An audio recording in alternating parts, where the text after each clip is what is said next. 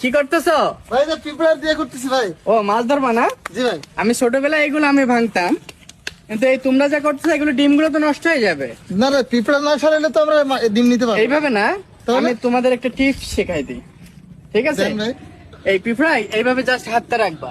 ভাই কামড় দিবে তো? না না না, হাতটা আমি দেখাচ্ছি তো, এটা একটু ভাই। ধরো, ছোট ভাই ধরো, একটু একটু এভাবেই করবা। হাত পরে রাখার সমস্যা পরে হবে কিন্তু ভাই। না না, কিসের সমস্যা, জাস্ট এভাবে নাড়া দিবা।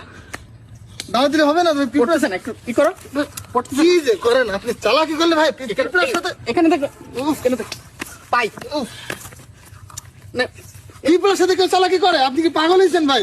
মানে এটা পিঁপড়া, মানে এগুলো হয় তো, আমরা ছোটবেলায় করছিস তা। এটা হয় না। আপনি ভাই সব জায়গায় চালাকি খান। আমার চশমাটা দাও, ঠিক আছে ভাই, না বিকালে না না ভাই, আর একটু দেখাই না, না ভাই। না প্লিজ ভাই, না বিকালে দেখা করো, দেখাই দিয়ে যান। বিকালে দেখা করো। বেশি চালাকের গলায় দড়ি, বুঝে না, ঢাকা থেকে আসছে।